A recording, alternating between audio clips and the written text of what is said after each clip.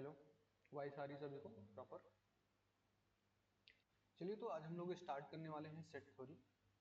बहुत ज़्यादा इसके बारे में चर्चा नहीं करेंगे, हम लोग डायरेक्ट सेट से स्टार्ट करते हैं कि सेट होता क्या है। सेट को का फॉर्मेशन कैसा होता है, सेट हम बोलते हैं किसको हैं, सेट को फॉर्म करने के क्या क्या तरीके हैं, क्या क्या वे हैं, उनके बारे में डिस्कस करते हैं। तो सबसे पहले हम डिफाइन करते हैं कि व्हाट इज सेट, सेट क्या होता है। तो बेसिकली सेट क्या होता है, पहले मैं डेफिनेशन लिख देता हूँ, उसके बाद एक्सप्लेन करता हूँ। Set is any well defined any well defined class well defined class और कलेक्शन या क्लास बोल सकते हैं या कलेक्शन बोल सकते हैं ऑफ ऑब्जेक्ट किसी ऑब्जेक्ट्स का वेल डिफाइंड क्लास या कलेक्शन जो होता है उसी को हम क्या बोल रहे होते हैं, सेट बोल रहे होते हैं। तो वेल डिफाइन का मीनिंग क्या होता है, अगर हम डिफाइन करें कि वेल डिफाइन मतलब क्या होता है, बेसिकली अगर डिस्कस करें, by well define by well define by well define collection, यहां पे हम लोगों ने एक वर्ड रखा by well defined collection. That means that means there exist a rule there exists a rule with the help of with the help of help of which it is it is possible it is possible to possible to tell whether possible to tell whether a a given ध्यान से समझो, set is a well defined set is a any well defined class. Set क्या है, कोई भी well defined class है या फिर well defined collection of object है, उसी को हम क्या बोलते हैं, सेट बोल रहे होते हैं। अब यहाँ पे बात आती है कि वेल डिफाइंड कलेक्शन का मतलब क्या है या फिर वेल डिफाइंड क्लास का मतलब क्या है। बेसिकली अगर हम बात करें वेल डिफाइंड कलेक्शन या वेल डिफाइंड क्लास का मतलब क्या होता है, well defined collection that means there exist a rule, एक ऐसा रूल एग्जिस्ट करे with the help of which it is possible to tell whether a given object, जो दिया गया ऑब्जेक्ट है, बिलोंग टू बिलोंग और डज नॉट बिलोंग और does not belong कर रहा है या नहीं बिलोंग कर रहा है to the given collection, to the given collection. मतलब जिस कलेक्शन की हम बात कर रहे हैं उस कलेक्शन के लिए एक ऐसा रूल एग्जिस्ट करना चाहिए, एक ऐसा हमारे पास पॉसिबल नियम, एक ऐसा कानून, एक ऐसी व्यवस्था एग्जिस्ट होनी चाहिए जिससे हम डिसाइड कर सकते हैं। देयर एग्जिस्ट अ रूल, यहाँ पे एक ऐसा रूल एग्जिस्ट होना चाहिए कि which is possible to tell whether given object belong or does not belong to given collection। मतलब जो जिस ऑब्जेक्ट की बात कर रहे हैं, जिस नंबर की बात कर रहे हैं, जिस क्लास की बात कर रहे हैं, ये सभी एनीथिंग कोई भी हो, डजंट मैटर, पीपल हो, माउंटेन हो, रिवर्स हो, किसी चीज का कलेक्शन हम कर रहे हो, बॉल्स का कलेक्शन कर रहे हो, नंबर्स का कलेक्शन कर रहे हो, अल्फाबेट्स का कलेक्शन कर रहे हो, किसी का भी अगर हम कलेक्शन कर रहे हैं और उनको वेल डिफाइंड बोल रहे हैं, तो वेल डिफाइंड का सेंस यही होता है कि उसके पास, उस कलेक्शन के पास एक ऐसा रूल जरूर होना चाहिए जो कि ये हेल्प करे बताने में कि ये उसमें बिलोंग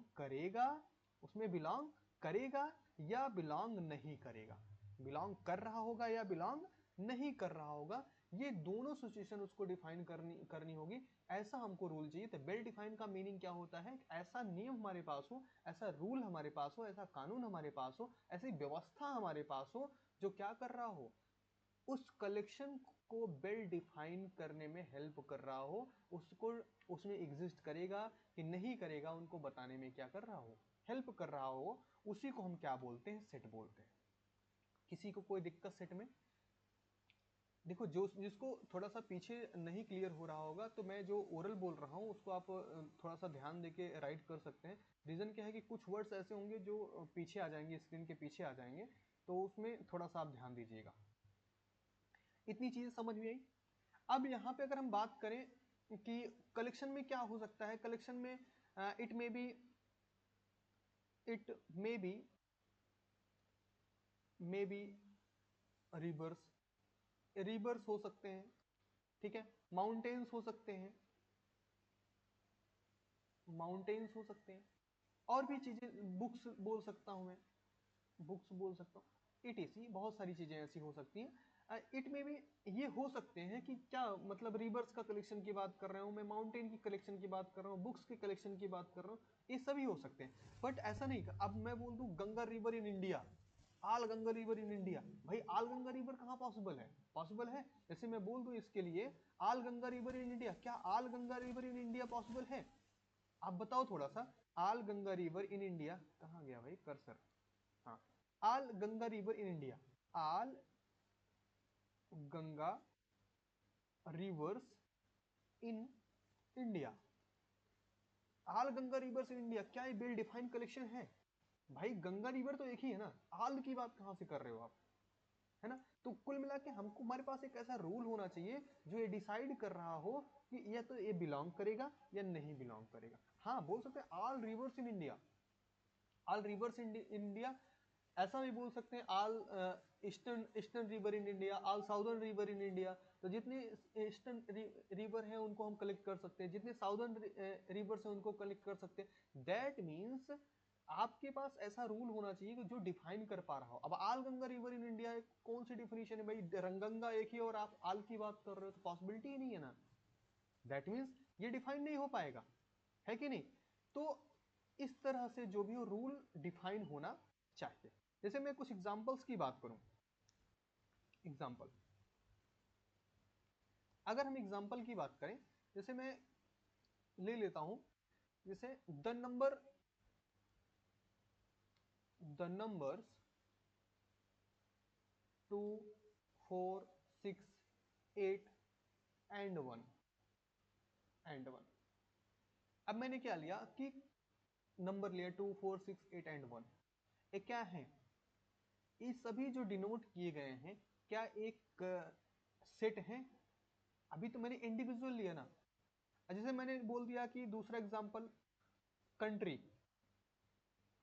द कंट्रीज, द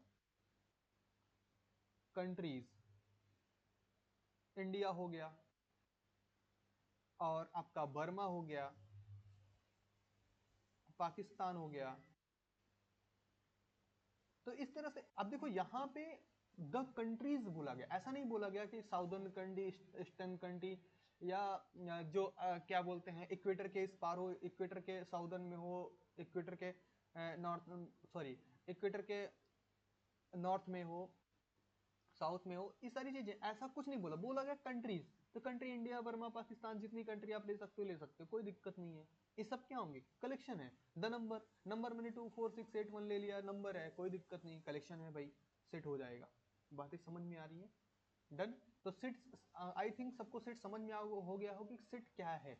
तो सेट बेसिकली एक कलेक्शन होता है, या उसको क्लास बोल सकते हो या कलेक्शन बोल सकते हो, जिसको डिफाइन करने के लिए एक रूल हमारे पास होना चाहिए कि जिस ऑब्जेक्ट की बात कर रहे हैं हम, वो सभी ऑब्जेक्ट बिलोंग कर रहे हैं या नहीं कर रहे हैं। मेन मोटिव हमारा यही है। Clear now? चलिए आगे बढ़ते हैं। अब बात आती है कि हम इनको रिप्रेजेंट कैसे करेंगे। रिप्रेजेंट करने की जब बात आए, तो इनको रिप्रेजेंट कैसे करेंगे? Basically be sell denoted, be sell denoted denoted the set, the sets by capital letter, by capital letter, by capital letter. जैसे हो गया A, B, X, Y, W, कुछ भी ले लें, कैपिटल लेटर से रिप्रेजेंट करेंगे। And their element, and their element, their elements is denoted by, denoted by small letter. Small letter से हम इसको क्या करते हैं, डिनोट करते हैं, जैसे कि आपका ए हो गया, b, c, d, e, x, Y, z, t, डब्ल्यू, यू, जितने भी स्मॉल लेटर्स हैं। तो दैट मीन्स बेसिकली अगर हम सेट को रिप्रेजेंट कर रहे होते हैं तो सेट को रिप्रेजेंट करना जब होता है तो हम कैपिटल लेटर से रिप्रेजेंट करते हैं। उनके एलिमेंट्स को जब रिप्रेजेंट करना होता है तो हम स्मॉल लेटर से रिप्रेजेंट करते हैं, लाइक एज इस तरह से, लाइक एज जैसे b is something this, x, y, z, a, b, c, ये क्या है, एक सेट है। b is equal to x Y Z A B c, एक सेट है। बेसिकली यहाँ पे एक इंफॉर्मेशन और होनी चाहिए कि जो भी सेट होते हैं उनको हमेशा हम करली ब्रैकेट में लिखते हैं। किस में लिखते हैं, करली ब्रैकेट में लिखते हैं। That mean and always right in and set is always right इन करली ब्रैकेट, करली ब्रैकेट। इनको हमेशा हम किस में लिखते हैं, करली ब्रैकेट में लिखते हैं। क्लियर बातें। तो सेट के बारे में हमने क्या बताया कि be sell denoted the set by capital letter, हम इनको सेट को कैपिटल लेटर से डिनोट करते हैं। एंड इनके एलिमेंट्स को हम हमेशा स्मॉल लेटर से डिनोट करते हैं। और जो भी सेट होते हैं वो हमेशा किस में रिप्रेजेंट किया जाता है, करली ब्रैकेट के अंदर में रिप्रेजेंट किया जाता है। ठीक है। अब बात आती है कि जैसे कि x Y Z A B c ये सब किस में है, बी में बिलोंग कर रहे हैं। X Y Z A B c सब किस में बिलोंग कर रहे हैं, बी में बिलोंग कर रहे हैं। अब इनको हमको जब रिप्रेजेंट करना होता तो हम कैसे, जैसे बोला जाए, कोई बोल दे कि भाई वाई किस में है, तो बी में है, लेकिन हम इसको लिखेंगे कैसे। देन इफ एन ऑब्जेक्ट, कोई ऑब्जेक्ट जो कि क्या हो, बिलोंग कर रहा हो, मान लेते हैं ऑब्जेक्ट कौन है, x. If an object s is a member of B, is a member of set B, set B का मेंबर है। अगर मान लेते हैं, मान लें क्या, अभी मैंने ऊपर लिखा है, अगर हमारे पास क्या है, यक्स एक मेंबर है सेट बी का, तो हम कैसे इसको रिप्रेजेंट करें, then we can write, then we write, इसको हम कैसे लिखेंगे, we write x belong to B.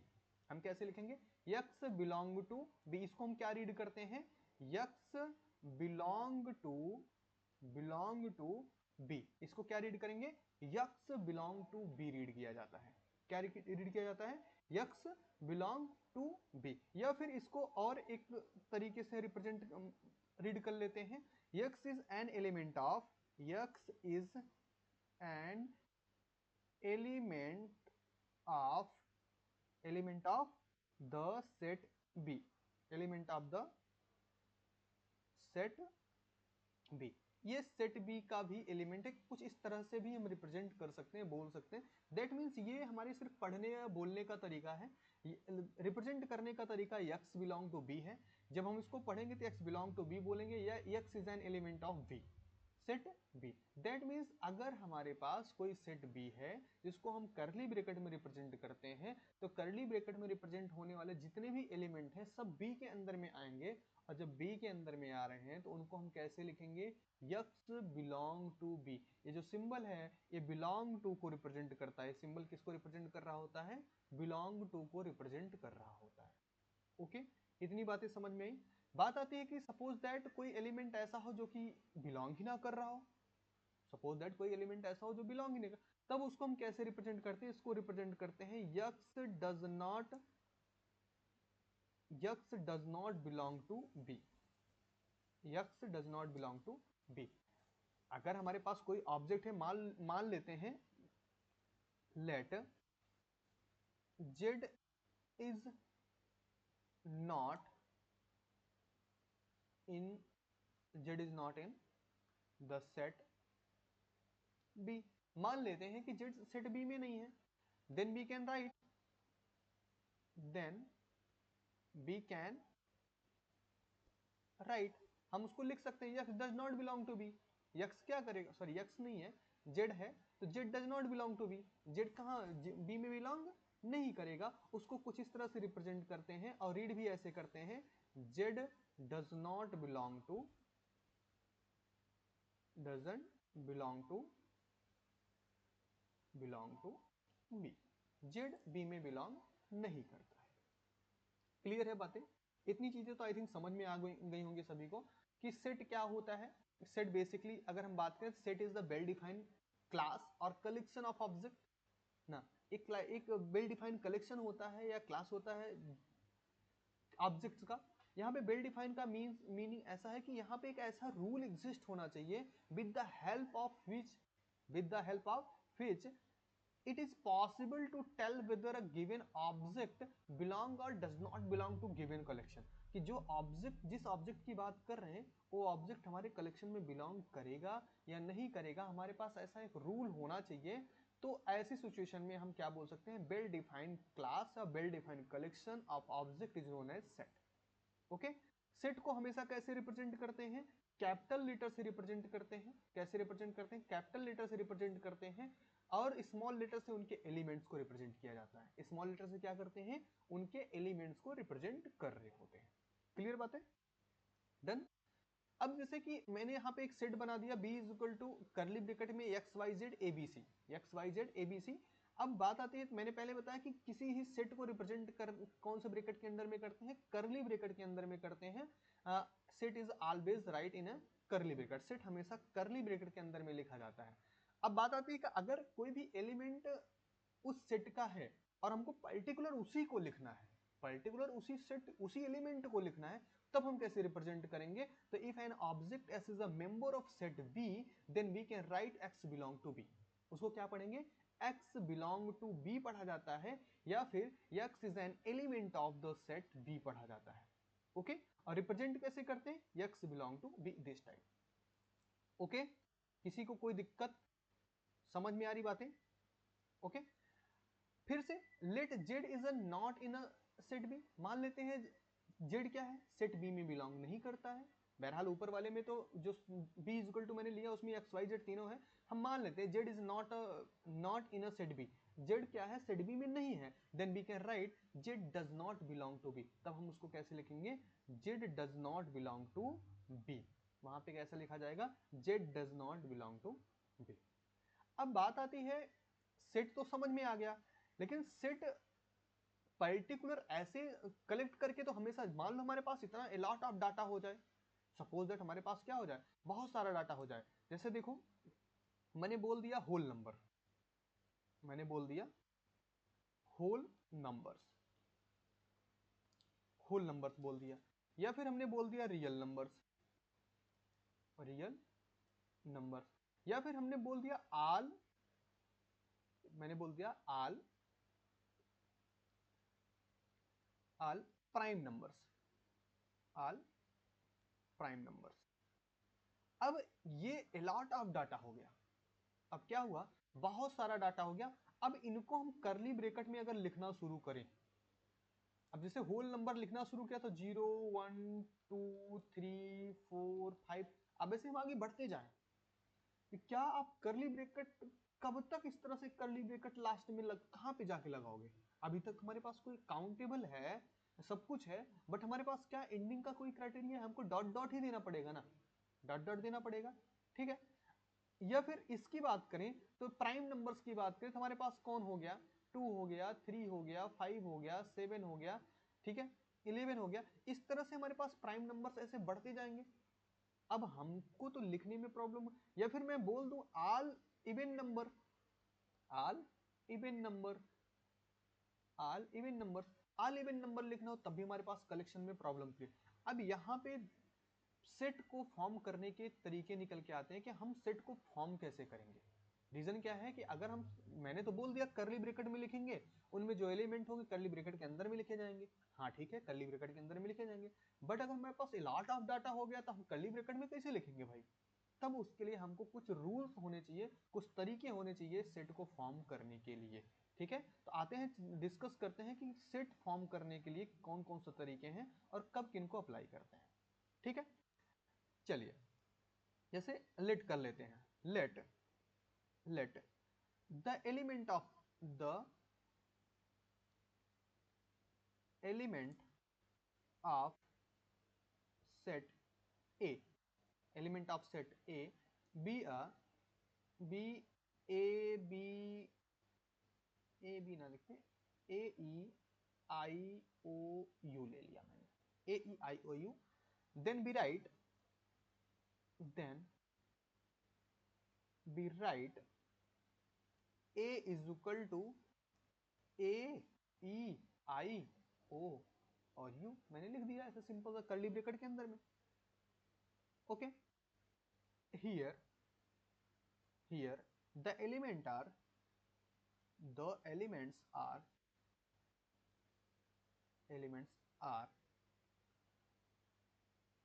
यहाँ पे क्या है, जितने भी एलिमेंट्स हैं क्या है, सेपरेटेड, ये सब क्या है, सेपरेटेड है।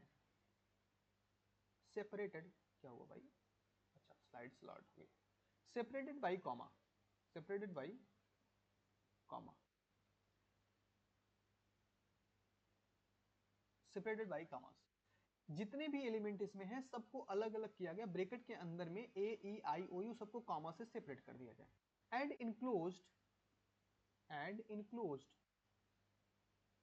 इनक्लोज्ड बाई करली ब्रैकेट, बाई ब्रैकेट, इनको ब्रैकेट के द्वारा क्या कर दिया, क्लोज कर दिया। अब यहां पे ध्यान से देखो, we shall always use, we shall always use these bracket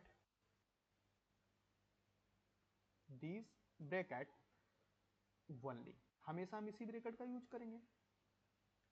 this is called tabular form. कौन सा form, tabular form, tabular form of the set, of a set. ये जो तरीका था लिखने का, इसको हम बोलते हैं tabular form of a set. अब थोड़ा समझना, मैंने इसको लैंग्वेज में लिख दिया बट इसको समझाते हैं हम, ये आपके नोट्स के लिए है। लेट अ एलिमेंट, हमने कोई एलिमेंट ले लिया of a set B, a E I O you, then B write A is equal to, bracket के अंदर में a E I O u with a comma. मैंने लिखा भी कि here the element are the separated by the comma and enclosed by bracket, we shall always use bracket only ना, यही इसी ब्रैकेट को हमेशा यूज करेंगे। This is called the tabular form. देखो ये tabular form of a set है, इसको हम क्या बोलते हैं, टैबुलर फॉर्म ऑफ सेट। मतलब जब भी आप किसी भी सेट को a is equal to x Y Z A B c i m इस तरह से रिप्रेजेंट कर रहे होगे, इस तरह से रिप्रेजेंट कर रहे हो, या इस तरह से रिप्रेजेंट करने की कंडीशन में आपके पास डाटा होगा, तो उसको हमेशा हम कौन से डाटा के फॉर्म में रखेंगे, टैबुलर फॉर्म के डाटा में रखेंगे। ये भी एक सेट को रिप्रेजेंट करने का तरीका है। इसको कौन सा फॉर्म बोलते हैं, टैबुलर फॉर्म बोला जाता है। जब हम क्या करते हैं, किसी एलिमेंट्स को या सभी एलिमेंट्स को हम कामा की हेल्प से सेपरेट करते हैं और एक करली ब्रैकेट के अंदर में लिख के एक सेट का नाम देते हैं, तो कौन सा फॉर्म होता है सेट का, टैबुलर फॉर्म होता है। इतनी बातें समझ में आ रही कि नहीं आई। टैबुलर फॉर्म क्या होता है, टैबुलर फॉर्म क्या होगा कि जब हम सेट को क्या करेंगे, कामा की हेल्प से सेपरेट, इनके एलिमेंट्स को सेपरेट करके अलग अलग एक करली ब्रैकेट के अंदर में रखते हैं, तो ऐसे फॉर्मेशन को हम क्या बोलते हैं, टैबुलर फॉर्म बोल रहे होते हैं। डन, समझ में आई चीजें, क्लियर है। चलिए आगे बढ़े। अब बात करते हैं और कौन सा तरीका हो सकता है इसको रिप्रेजेंट करने का। अगला तरीका हमारा होता है बिल्डर फॉर्म या सेट बिल्डर फॉर्म, उसको बोलते हैं। बिल्डर फॉर्म भी बोला जाता है या सेट बिल्डर फॉर्म बोला जाता है। अगर हम इसके बारे में बात करें, द सेट, मान लेते हैं the set A consisting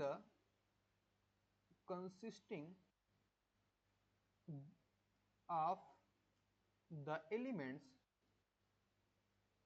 consisting of the elements a e i o u, इसी को ले रहे हैं, जो अभी मैंने ऊपर लिया था उन्हीं को ले रहे हैं, a e i o u may be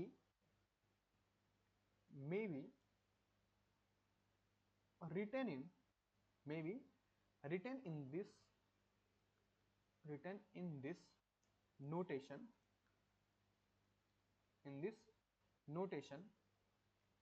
follows a is equal to x such that x is a vowels, x is the vowels, spelling गलत हो गई भाई, वावेल्स, वावेल्स नहीं होता भाई, वावेल होता है, vowel in the English alphabet, in the English alphabet, English alphabet.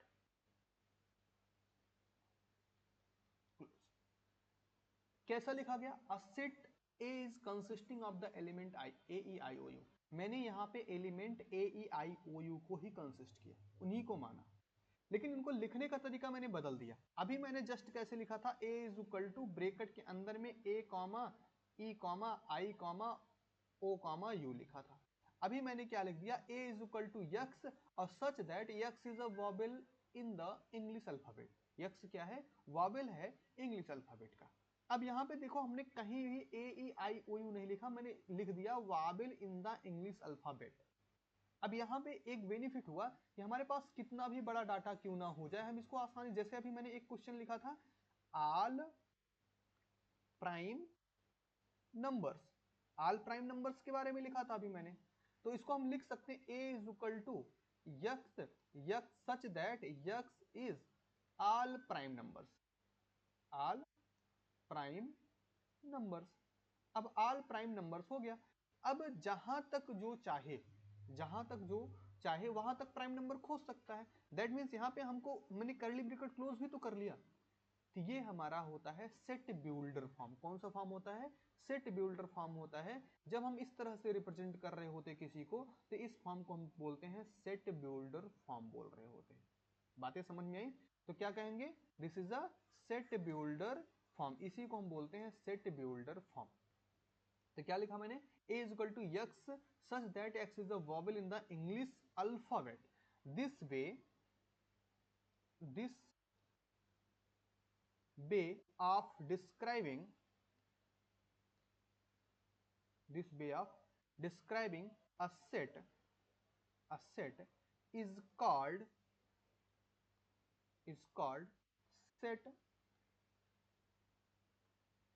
set builder form of a set, of a set.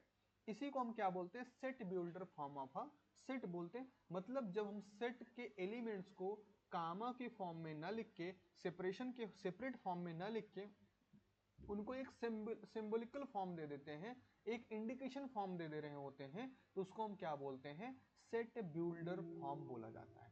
तो इतनी बातें क्लियर हो गई। सेट बिल्डर फॉर्म क्या होता है, सेट क्या होता है, सेट को हम किस तरह से रिप्रेजेंट करते हैं। सेट को हमने बताया कितने तरीके से रिप्रेजेंट करते हैं, दो तरीके से रिप्रेजेंट करते हैं। पहला रिप्रेजेंटेशन हमारा क्या था, टैबुलर फॉर्म था। टैबुलर फॉर्म में हम कैसे लिखते हैं कि एलिमेंट्स को कॉमा की हेल्प से सेपरेट करके लिखते हैं और करली ब्रैकेट के अंदर क्लोज रखते हैं। दूसरा हमने बताया कि सेट बिल्डर फॉर्म क्या होता है।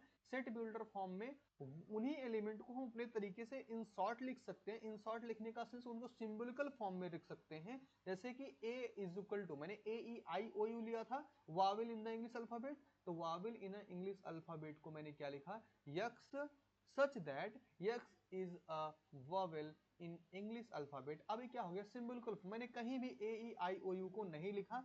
अब जब भी हम उसका डिनोशन करेंगे, जब उनको डिनोट करेंगे, तो हमको पता होना चाहिए कि वाबल्स इन इंग्लिश अल्फाबेट में कौन कौन से होते हैं। तो ए ई आई ओ यू होते हैं, मतलब हमारे पास 5 एलिमेंट हैं इसमें।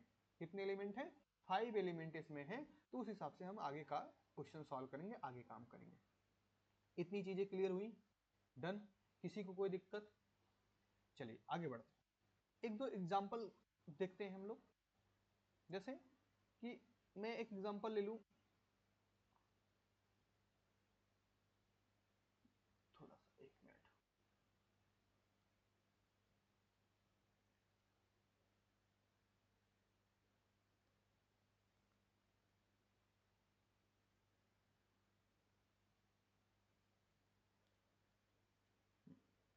चलिए, तो अगर मैं एग्जांपल की बात करूं, एक एग्जांपल ले लिया, let A B the set of, let a be the set of the day, the days, set of the days of the week, of the week. अब वीक में जो डे होते हैं, वीक में जितने भी डे होने, क्या होगा यहाँ पे जब वीक में हमारे पास डेज होंगे, एक क्या कलेक्शन है कि नहीं है। अब इनको हम दो तरीके से लिख सकते हैं, या तो हम लिख सकते हैं कैसे ए इज इक्वल टू ब्रैकेट के अंदर में, अब Sunday Monday Tuesday Wednesday Thursday Friday Saturday तक लिखूं मैं, इस तरह से लिखूं, या फिर मैं लिख दूं A is equal to X such that x is days of the week. दोनों तरीके हमारे पास लिखने के, लेकिन अब देखो ये वाला तरीका हमारे ज्यादा डाटा में काम बहुत ही काम का है। जैसे हमारे पास अभी मैंने बोला कि ऑल प्राइम नंबर का डाटा जब हमारे पास था कि हमको सारे प्राइम नंबर्स लिखने थे, उन सभी के लिए हमारे पास ये तरीका सबसे अच्छा था, set builder form. Set builder की हेल्प से हम बहुत लंबे डाटा को एक सिंपल से सेट में लिख सकते हैं। डाटा को हम अपने जरूरत के हिसाब से हम कलेक्ट करते जाएंगे बारी बारी। चीजें समझ में आ रही हैं? क्लियर? डन? चलिए दो पॉइंट और डिस्कस करते हैं। अब बात आती है कि यहां पे फाइनाइट और इनफाइनाइट सेट की। इतना तो हमने सीख लिया कि चलो ठीक है, जिनको हम नॉर्मली कलेक्ट कर सकते हैं उनको सेट में लिख दिया, जिनको कलेक्ट नहीं कर सकते उनको क्या बोलते हैं सेट बिल्डर फॉर्म में लिख दिया, या जिनको कलेक्ट कर सकते हैं नहीं कर सकते दोनों को सेट बिल्डर फॉर्म में लिख सकते हैं, ऐसा कोई बहुत बाउंडेशन नहीं है। बट अब प्रॉब्लम होगी कि अब हमारे पास डाटा दो तरीके के होंगे। एक तो हमारे पास फाइनाइट डाटा होगा, तो हम फाइनाइट डाटा को हमेशा कोशिश करेंगे क्या क्या करेंगे, ये टेबुलर फॉर्म में लिखने का, क्योंकि दिखता रहेगा डाटा। और जो इन्फानाइट तरीके में है, इन्फानाइट फॉर्म में, उनको हम क्या करते हैं सेट बिल्डर फॉर्म में ज्यादा करके लिखते हैं। ज्यादा करके ऐसा ही होता है, बट क्या अपनी सहूलियत के हिसाब से हम लिखते रहते हैं। बट हमारे पास दो तरह के डाटा हो गए, एक तो फाइनाइट डाटा हो गया, एक इन्फानाइट डाटा हो गया। दो डाटा हमारे पास मिलेंगे, ऑब्वियस सी बात है। ठीक है, तो फाइनाइट डाटा इनफाइनाइट डाटा अगर हुए तो सेट भी फाइनाइट इनफाइनाइट होगा, सेट भी हमारा क्या होगा, फाइनाइट होगा, इनफाइनाइट होगा। तो अब डिस्कस करते हैं कि फाइनाइट सेट क्या होता है, इनफाइनाइट सेट क्या होता है। तो नेक्स्ट पॉइंट हमारा कौन सा है, finite and infinite set. Finite and infinite set.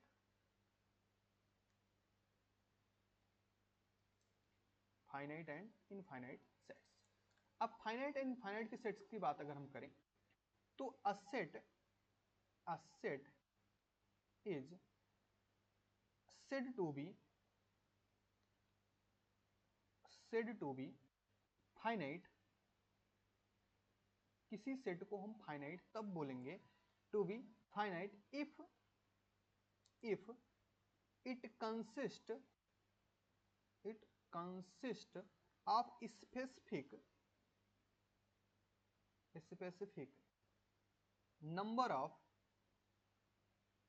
Specific number of different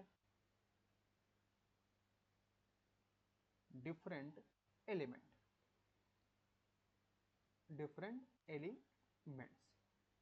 that is, इसका मतलब क्या हुआ, सबसे पहले तो समझो, क्या सिंपल सा एक लाइन लिख दिया मैंने, a set is said to be finite. एक सेट को हम फाइनाइट बोलेंगे इफ इट कंसिस्ट, अगर एक कंसिस्ट किया जाए ऑफ अ स्पेसिफिक नंबर, कुछ स्पेसिफिक नंबर के लिए, ऑफ डिफरेंट एलिमेंट, और जितने भी स्पेसिफिक नंबर हो सब डिफरेंट एलिमेंट हो, अगर हम उसको उनका स्पेसिफिकेशन कर सकते हैं, उनको स्पेसिफाई कर सकते हैं कि ये नंबर ये है, ये वाला नंबर ये है, वाला नंबर ये है, तो दैट मीन्स इस तरह के जो भी सेट होंगे उनको हम क्या बोलेंगे, हम बोल रहे होंगे कौन सा,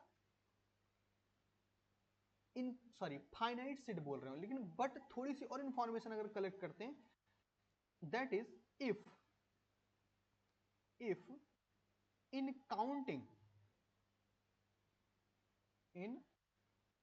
counting the different element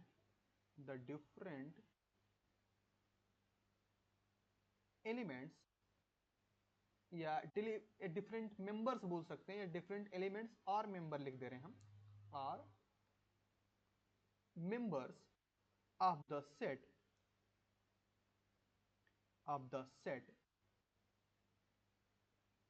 the counting process